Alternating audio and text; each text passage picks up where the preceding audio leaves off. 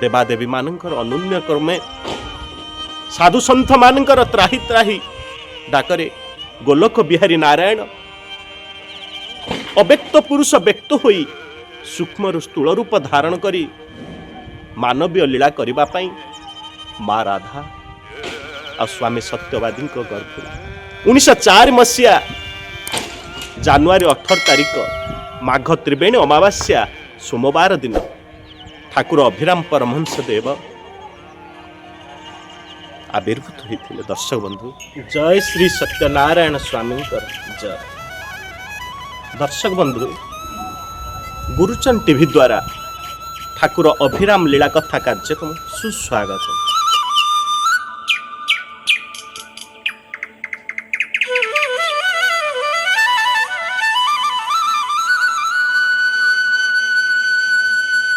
दर्शक बंधु जेतेबेले ए धरापृष्ठरे अधर्मर प्रादुर्भाव बढ़े साधु सन्थ माने भीततस्थ होई भगवान श्रीहरि को स्मरण करती ए धरापृष्ठरे किपरि रक्षा पाइबे। कारण दुष्ट मानकर जो प्रादुर्भाव बढ़े साधु सन्थ माने भीततस्थ होई गोलोक बिहारी नारायण को चिंता करती स्मरण करती डाकती रक्षा कर प्रभु। इस साधु सन्थ मानकर भीततस्थ डाकरे गोलोक बिहारी नारायण गोलोक वैकुंठपुर त्याग करी ए धरापृष्ठ को ओल्है आसंती।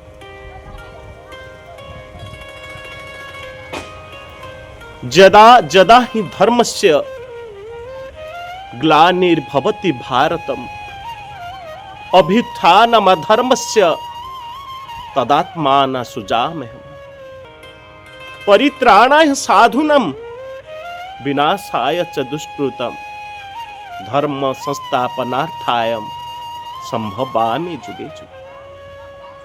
प्रति जुगरे प्रति जन्मरे भगवान साधु सन्थ मान को रक्षा करबा पई आ दुष्ट मान को विनाश करबा पई ए धरापृष्ठ को रक्षा करबा पई धरापृष्ठ को अवतीर्ण होती स्वयं गोलोक बिहारी नारायण गोलोक पृष्ठरु अव्यक्त पुरुष व्यक्त होई ए धरापृष्ठ को अवतीर्ण होती। ए देखंतु सत्य जुगरे शंखासुर हिरण्यकशिपु हिरण्यक्ष आदि दुष्ट मान को विनाश करबा पई भगवान श्रीहरि मत्स्य वराह नृसिंह रूप आदि धारण करथिले।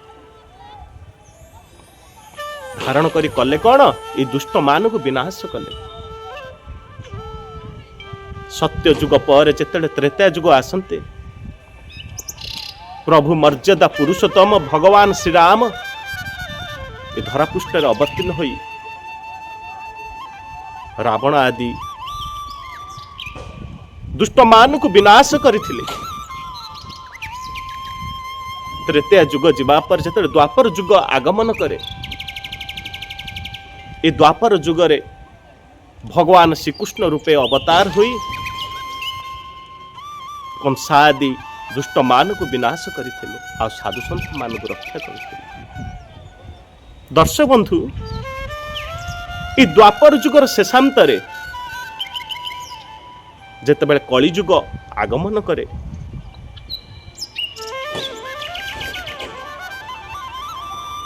ई दुष्ट मानकर प्रादुर्भाव आहुरी बढ़ी जाए साधु सन्थ माने भीततस्थ होती भीततस्थ हुई साधु सन्थ माने से श्रीहरि गोलोक बिहारी नारायण को स्मरण करती। ये साधु सन्थ मानक डाकरे गोलोक बिहारी नारायण अव्यक्त पुरुष व्यक्त होई सूक्ष्म स्थूल रूप धारण करी राधा कृष्णंकर मिलित अवतार श्री चैतन्य महाप्रभु नाम रे अवतार हेले नदिया नवद्वीप। श्री चैतन्य महाप्रभु जेतले अवतीर्ण हेले देखिले धरापृष्ठरे मुकार रूपी राक्षस मानकर प्रादुर्भाव बढ़ी। सत्य जुगरे जो ध्यान तपस्या करुथिले, त्रेतयारे जो यज्ञ करुथिले, द्वापरे परिचर्या सेवा करी जो भगवान को पाउथिले, ए मानव समाज माने से भगवान को टिके चिंतन करूनाहांती, से भगवान को स्मरण करूनाहांती, से भगवान को ध्यान तपस्या करूनाहांती कि से भगवान को भजुना। तेणु श्री चैतन्य महाप्रभु यह देखी कले कौन, तीन जुगर नाम को ठारिदेले। सत्य जुगरे हरि, त्रेतयारे राम आ द्वापर जुगरे कृष्ण, ये तीन जुगर नाम को प्रचार कले। हरे कृष्ण कृष्ण कृष्ण हरे हरे, हरे राम राम राम हरे हरे। श्री चैतन्य महाप्रभु जेतले धरापुष्टरे ए नाम को प्रचार कले, किछि मानव समाज, किछि मानव समूह माने उद्धार होई, साधु संत माने टिके रक्षा पाई भगवान चिंतन रे लागिले। ए कली जुगर मध्य भागरे जेतले श्री चैतन्य महाप्रभु अप्रकट हेले, ए कली जुगर मध्य भागरे मुकार रूपी राक्षस मानकर प्रादुर्भाव बढ़िला। साधु संत माने भीततस्थ हेले, आ साधु संत माने भीततस्थ हुई से गोलक बिहारी नारायण को स्मरण कले। ए धरापृष्ठरे किपरि सृष्टि रक्षा हब, ए मानव समाज को किपरि दिग्दर्शन दिया हब, जेतेले साधु संत माने से गोलक बिहारी नारायण को चिंतन करे, स्मरण कले, वैकुंठपुर 33 कोटी देवादेवी माने से गोलक बिहारी नारायण को समस्त निवेदन कले, हाथ जोड़िले, प्रभु आपण वर्तमान अवर्तीर्ण होंतु। ए कली जुगर मध्य भागरे मुकार रूपी राक्षस मानकर प्रादुर्भाव बढ़ी, ए धरापृष्ठ किपरि रक्षा हब। गोलक बिहारी नारायण 33 कोटी देवादेवी मान को कहले, हे देवादेवी माने, मु जदि मर्त्यपुर को मानवीय लीला करबा पई जीवी, तेबे से भली मते जण उपयुक्त गर्भधारिणी माटे दरकार। एपटे कौन होईची, पुरी जिला ब्रह्मगिरी अंचल करमला बोली छोटिया गाँटे, ये करमला भितर भोईपड़ा बोली एक छोटिया पड़ाटी, आउ से पड़ा गाँ भितर माँ राधा, स्वामी सत्यवादी पट्टनायक, तांको औरसर 2टी संतान होईची। बड़ पुओ लोकनाथ, आ गोटे पुओ नाम हूँ सोमनाथ।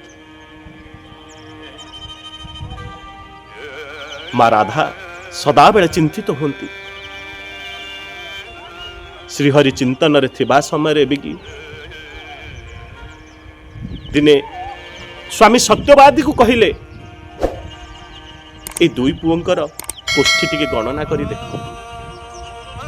स्वामी सत्यवादी पट्टनायक शिक्षकता करुथांती, ता सहित कोष्ठी गणना भी करुथांती। स्वामी सत्यवादी पट्टनायक दुई पुत्र लोकनाथ और सोमनाथंकर कोष्ठी जेतेले गणना करिले, देखंती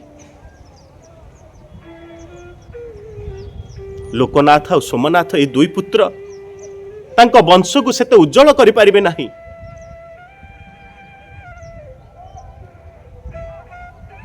सत्यवादी यह देखी राधा देवी को जणाइले। राधा देवी जेतेबेले जानिले तांको गर्भरे उत्तम संतानटीए जन्म ही नहीं, ए दुई पुत्र सेते वंश को उज्जवल करि परिबे नाही। राधा देवी स्वामी सत्यवादी को निवेदन कले, स्वामी मोर गर्भरे मु उत्तम संतानटीए धारण करबा पई चाहूची। आ कौन कले मो गर्भरे उत्तम संतानटीए जन्म नब कुहंतु स्वामी। स्वामी सत्यवादी पाखरे माँ राधा देवी निवेदन कले। स्वामी सत्यवादी राधा देवी श्रद्धा देखी पुष्टि गणना करी कहले राधा देवी, राधा तुम्हें जदि चाहूच उत्तम संतानटी पे ताहले ऋषि कश्यप्य आउ अदिति तांकरी गर्भरु भगवान वामन अवतार जन्म नहीं।